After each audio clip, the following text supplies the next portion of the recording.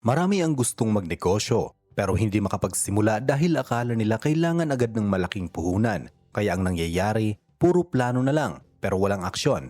Pero paano kung sabihin ko sa iyo na kahit nasa 10,000 pesos lang ang kapital mo, may mga negosyo na pwede mo nang simulan kahit sa bahay lang, maliit na pwesto o ikaw lang muna mag-isa. Hindi ito instant yaman pero pwedeng maging simula ng kita na unti-unting lumalaki. Kaya sa video na ito, pag-uusapan natin ang 10 negosyong mababa ang puhunan pero malakas ang potensyal kumita gamit lang ang 10,000 pesos na kapital.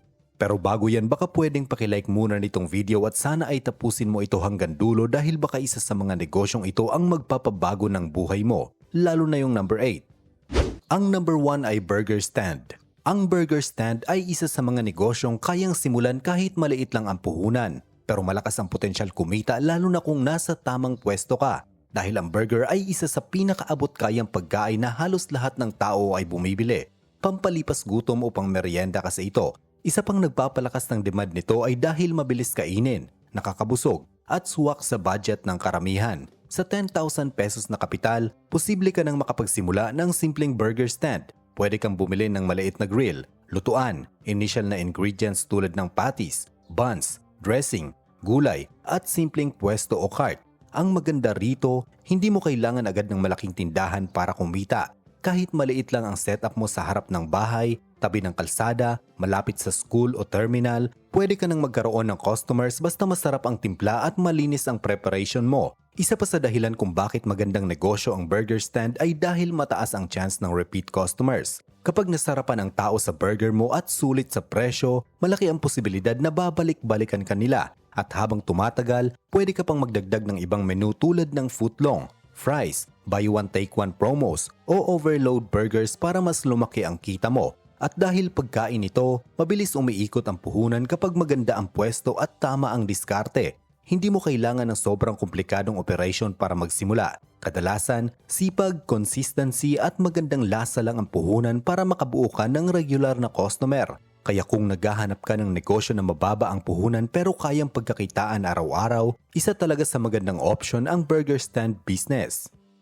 Ang number 2 naman ay tapsilogan. Minsan kahit madaling araw o gabi na, mapapansin mo na may mga taong naghahanap pa rin ng mainit at nakakabusog na pagkain. At isa sa pinaka-common na hinahanap ng marami ay silog meals, lalo na ang tapsilogan. Kaya hindi nakapagtataka kung bakit maraming maliliit na tapsilogan ang tuloy-tuloy ang benta kahit simpleng pwesto lang. Ang maganda rito, hindi mo kailangan ng malaking kapital para makapagsimula. Sa 10,000 pesos, pwede ka nang bumili ng basic na lutuan, ilang gamit at panimulang ingredients. Kahit maliit lang muna ang menu, basta masarap ang timpla at sulit ang serving. May chance kang magkaroon ng mga suki lalo na sa lugar na maraming estudyante, empleyado o naghahanap ng pagkain sa gabi.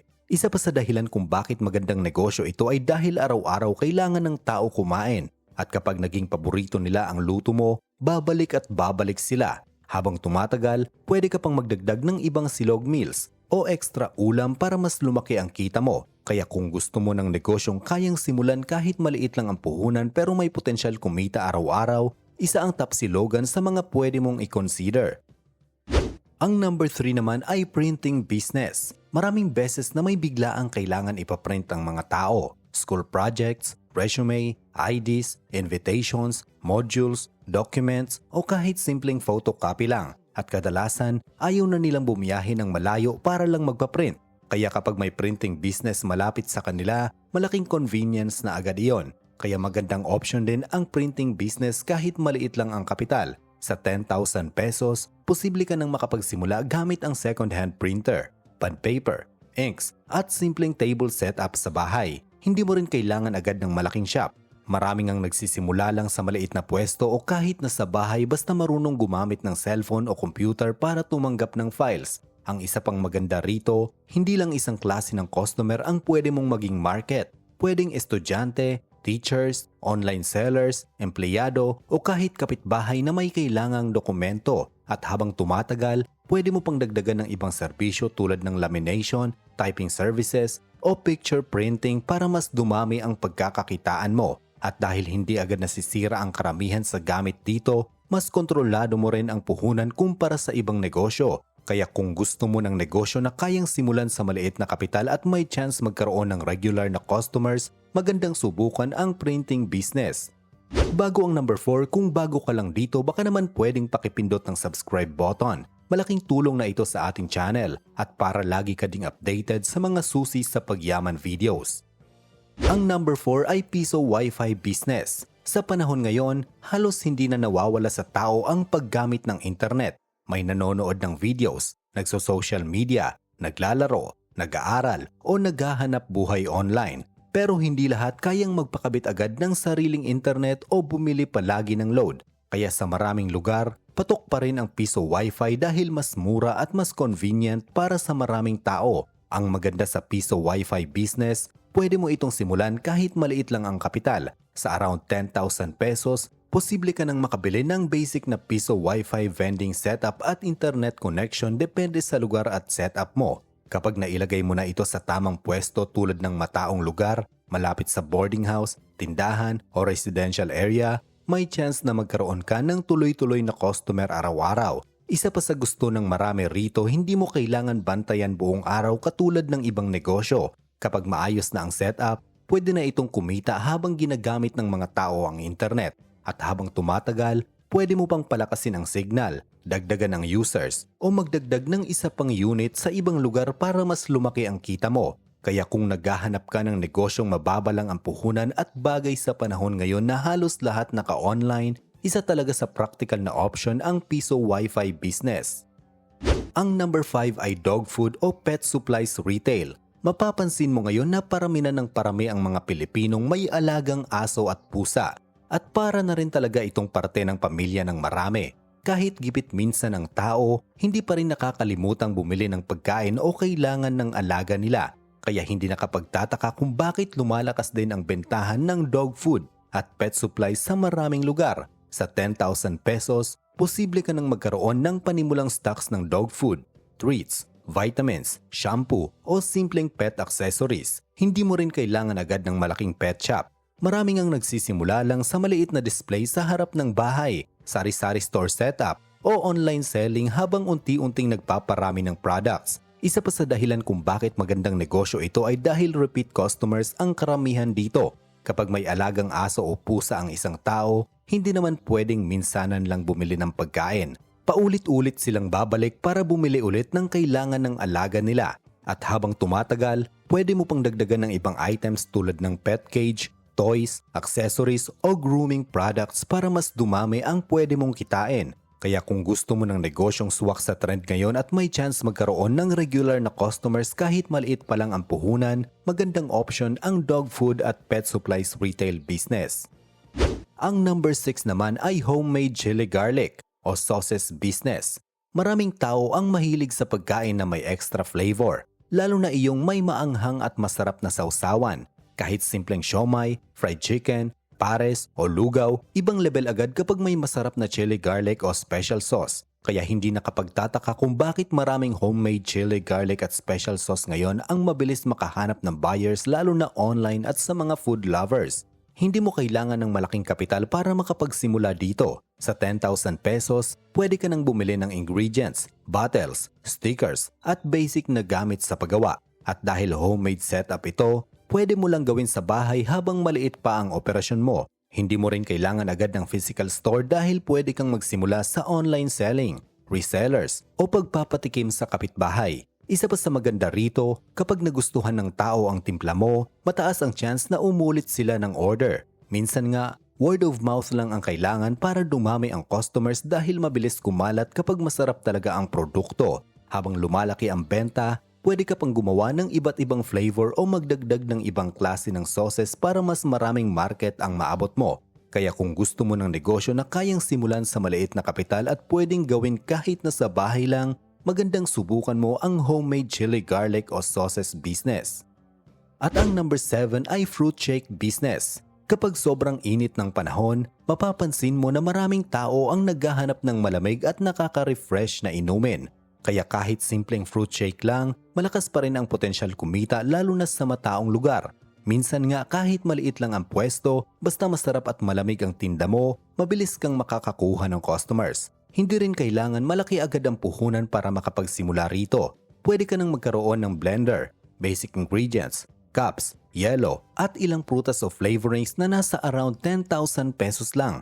At dahil pwedeng simpleng setup lang muna, marami ang nagsisimula sa gilid ng bahay, maliit na kiosk o pwestong malapit sa school at terminal. Isa pa sa dahilan kung bakit patok ito, mabilis lang gawin ang produkto at mataas din ang chance ng repeat customers lalo na kapag sulit sa presyo at masarap ang timpla. Habang tumatagal, pwede ka pang magdagdag ng ibang flavors o snacks para mas lumaki ang benta mo araw-araw. Kaya kung gusto mo ng negosyong simple simulan, bagay sa klima ng Pilipinas at kayang pagkakitaan kahit maliit pa lang ang puhunan, magandang option ang fruit shake business.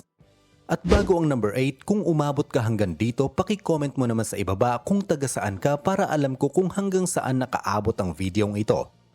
Ang number 8 naman ay baking business, banana bread, cookies o brownies. Ito ay isa sa pinakamaganda sa 10,000 pesos na puhunan. Minsan kahit simpleng banana bread, cookies o brownies lang, malaking bagay na agad iyon sa mga taong naghahanap ng pangmeryenda, pangregalo o pampasalubong. At dahil uso rin ngayon ang home-based food business, mas madaling makahanap ng customers lalo na kapag masarap at presentable ang gawa mo.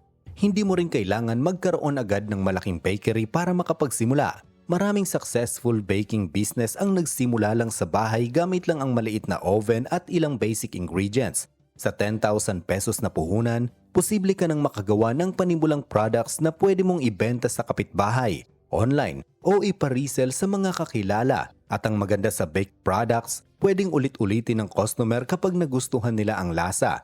Minsan isang order lang ang kailangan para sunod-sunod na ang referrals lalo na kapag maganda ang packaging at consistent ang quality. Habang lumalaki ang benta, pwede ka pang magdagdag ng ibang products tulad ng customized cakes, dessert boxes o party orders para mas dumami ang kita mo. Kaya kung mahilig ka sa baking at gusto mo ng negosyong pwedeng simulan kahit nasa bahay lang, isa rin itong magandang business na kayang palaguin kahit maliit pa lang ang kapital. At ang number 9 ay live selling business. Sa panahon ngayon, hindi mo na kailangan ng physical store para makabenta. Maraming tao ngayon ang kumikita gamit lang ang cellphone, internet, at marunong makipag-usap sa viewers habang naka-live. Kaya hindi nakapagtataka kung bakit ang live selling ay isa sa mga negosyong mabilis ding sumikat lalo na sa Facebook at TikTok. Ang maganda rito, pwede kang magsimula kahit maliit lang ang puhunan dahil hindi mo kailangan agad ng maraming stocks. Yung iba nga, nagsisimula muna sa damit, beauty products, ukay, accessories o kahit anong produktong kayang ibenta habang naka-live. Sa 10,000 pesos, pwede ka nang magkaroon ng panimulang paninda, simpleng setup at basic na ilaw o gamit para mas presentable ang live stream mo. Malaki rin ang advantage ng live selling dahil direkta kang nakakausap ng customers. Nakikita nila mismo ang produkto, nakakapagtanong sila agad at mas mabilis silang naiengganyo bumili kumpara sa simpleng picture lang. Kapag naging entertaining ka at marunong kang makipagkulitan sa viewers, may chance na bumalik-balik ang mga buyers mo kada live mo.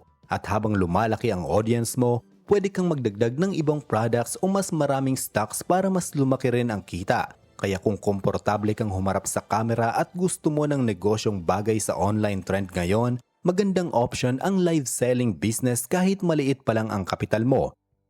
At syempre, ang number 10 natin ay ang opinion mo. I-comment mo naman sa ibaba kung ano pa sa tingin mo ang mga negosyong kaya sa 10,000 pesos na puhunan at bakit ito magandang simulan. I-share mo naman ang nalalaman mo para magka-ideya rin kami.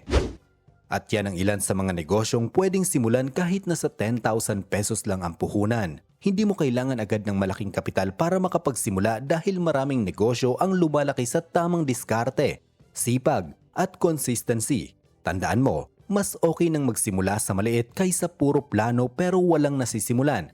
Dahil minsan, yung simpleng negosyo na maliit lang ang umpisa, iyon pa ang pwedeng maging malaking source of income mo balang araw.